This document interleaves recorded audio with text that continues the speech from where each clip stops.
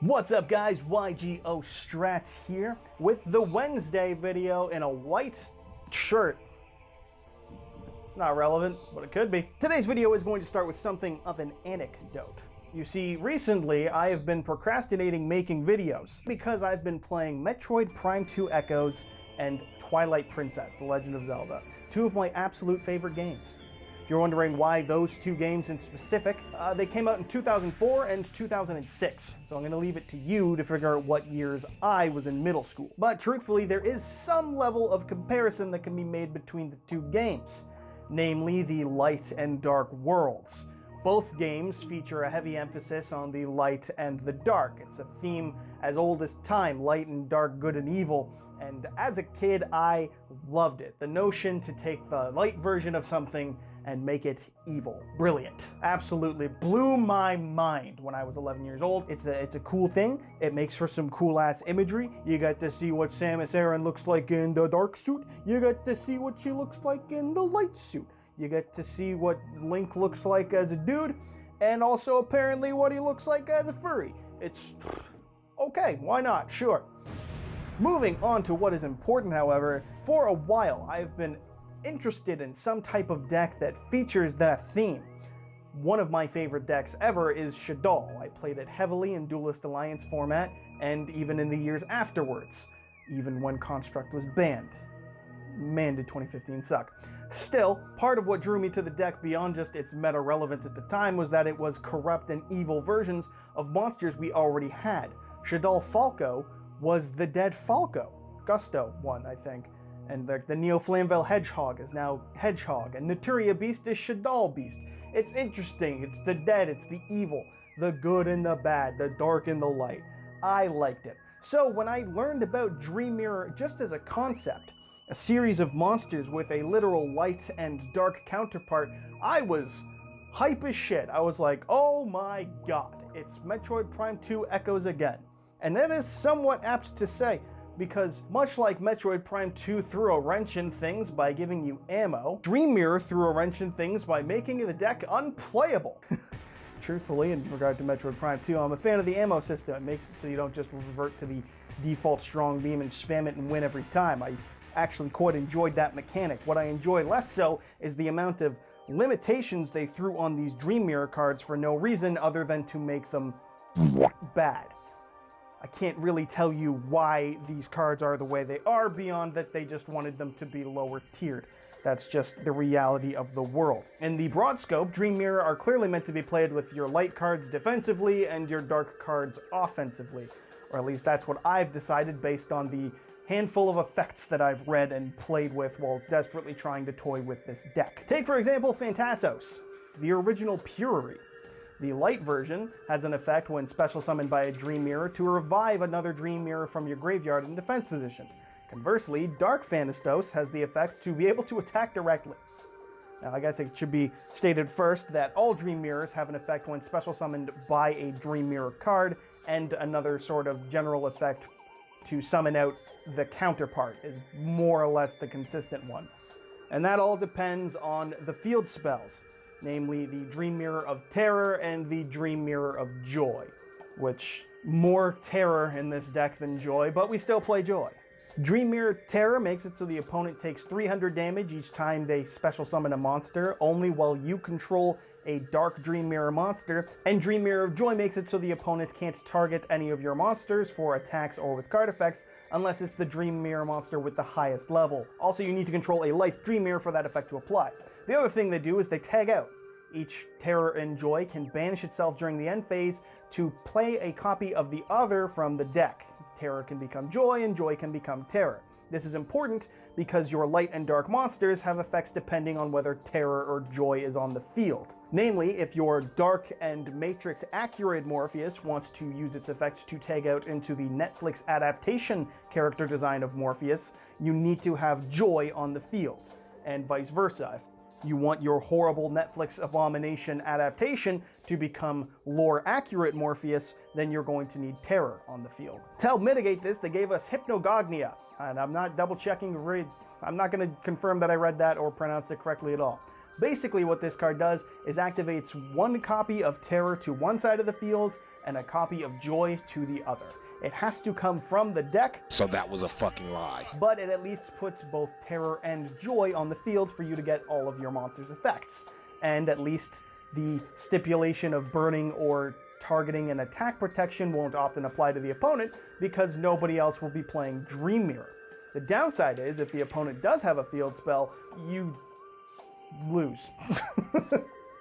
That's pretty much the sum of it. And there's only so much that can be done about it, because even in regards to these cards, which rhymes and I'm finding funny, Light Morpheus, when special summoned by a Dream Mirror, makes it so it can't be destroyed by battle or card effect that turn. Which is cool until you remember that Nightmare Unicorn is in like 99.9% of extra decks. Conversely, Dark Morpheus pops a card on summon, but it targets and it does 1 and it's only 2800 attack, which loses to 3000, which is a common attack stat, and I swear to God, every time I play this, that's just what I do, is I run into a 3000 beater and I lose, because I just can't get over it. And now granted, if you are a true Dream Mirror enthusiast, you're going to point out Phantasms, a continuous spell that acts as a Rhoda, adding a Dream Mirror monster from deck to hand on activation, and if Dream Mirror of Joy is on your field, your monsters gain 500, and if Terror is on the field, the opponent's monsters lose 500. So you can get a 1000-point disparity, but it's not enough. I swear to God, it's just not enough.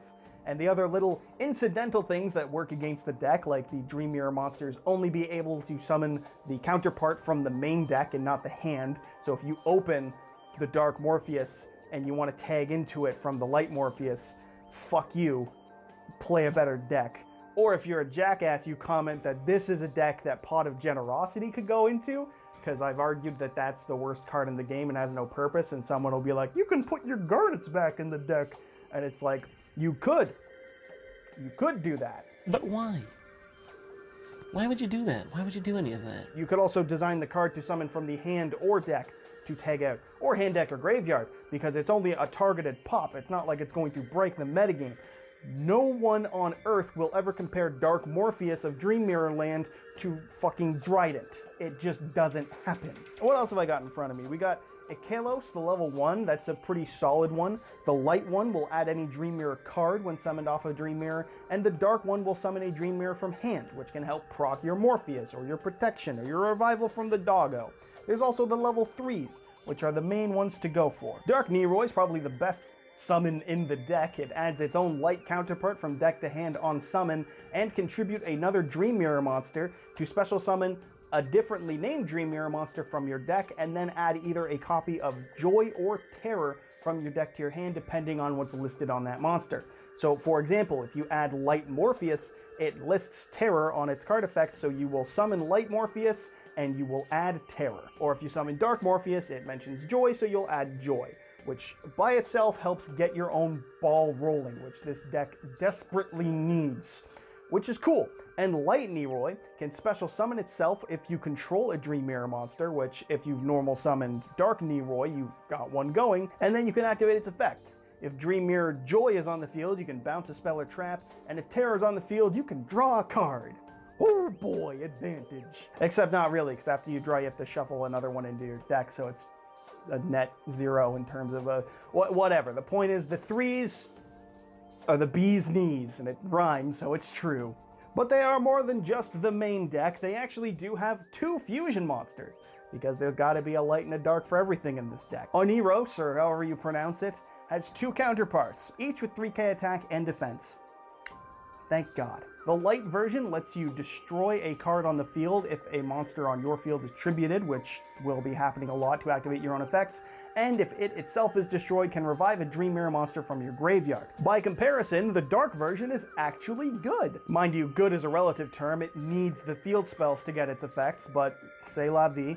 So does the deck, so we make do. If Terror is on the field and a monster effect is activated, it can quick effect negate that effect. And if Joy is on the field, it can quick effect tribute itself to tag into the light version, which is good for dodging effects, because like I've mentioned earlier, Nightmare Unicorn is very much a card. But that disparity of needing the field spells really drives this deck into unplayability, because those are fusion monsters, which means you have to fusion summon them. And Dream Mirror does have a fusion spell. It's a quick play even, which conventionally would be good. It makes it at least better or more versatile than being a normal spell. The problem is, fusion spells aren't just good based on whether or not they're quick plays or normal or whatever, they're also based on their effect. Take, for example, Miracle Fusion, a good fusion spell. It allows you to summon by banishing cards from your field or graveyard, or Shaddoll Fusion, which lets you summon from the deck. What does Dream Mirror Fusion do? Well, if you have Joy on the field, you can use monsters from your field or hand, and if Dream Mirror of Terror is on the field, you can use monsters from your field or graveyard. If you have neither, you have to fusion summon from the field. You need another card to make it in the same category as regular polymerization. What the fuck? Why? That is just making it unplayable by design. Or like the Counter Trap, which can negate and destroy a spell and trap, but only if Joy is on the field, and can negate and destroy a monster special summon only if Terror is on the field, which means that if you don't have the field spell, the Counter Trap is beyond useless. And the other problem is that these field spells are banishing themselves to tag out to keep your own effects live, but that means you can only do it so many times. So what do you do when you've banished your copies of Terror and Joy? It's all there, black and white, clear as crystal. You get nothing. You lose. Good day, sir. Konami would like you to activate Dream Mirror Fantasy, which is in and of itself a fantasy that you would be resolving this effect. What it does is it allows you to take a banished copy of Terror and Joy from the banish pile, shuffle them into the deck, and then you can banish a card on the field. And it even has another effect in the graveyard akin to Balinx or Return of the Dragon Lords. That is, if a Dream Mirror card would be destroyed, you can banish this instead, which is cute and cool, but requires me to have already gotten through Terror and Joy, and more often than not, once I've reached that point in the duel, it's escalated to a point where I've already lost, which is depressing to say the least.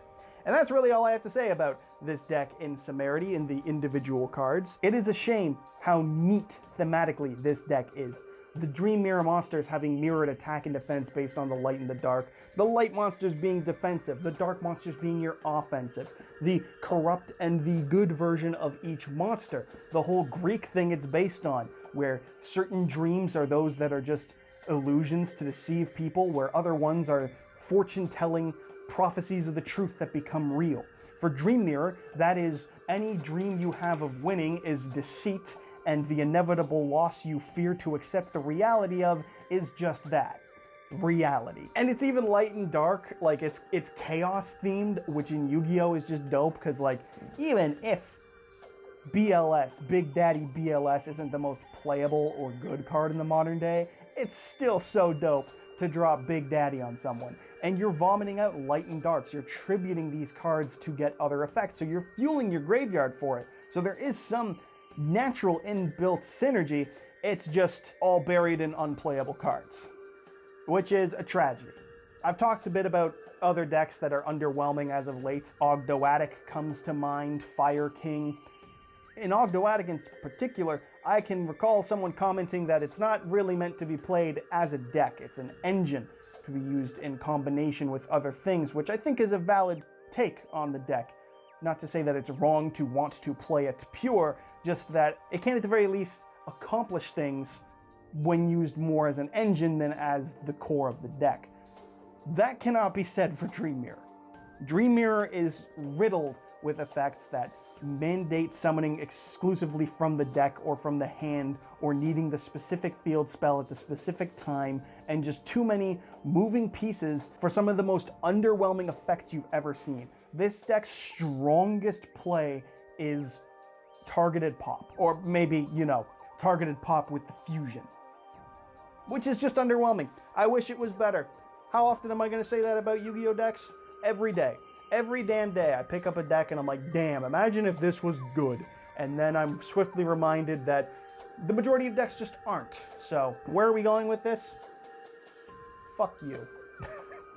Where am I going with all this? I can tell you exactly where I'm going. I'm going to put these cards back in the pile of engines I want to do something with as I continue to playtest them mildly on Edo Pro.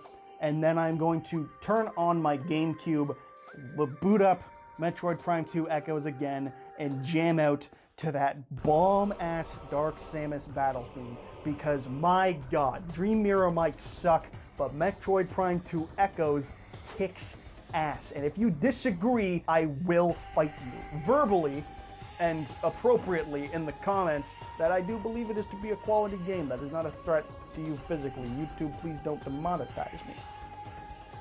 So that's it. Dream mirrors may exist. Don't play them. I'm not even going to don't play them. Look at them and wish, like I do, that they were better, and then play Big Daddy BLS in a more competent Chaos deck. So that's all there is to it. YGO Strat signing out, and subscribe to me, goddammit, so that I can call you a true duelist.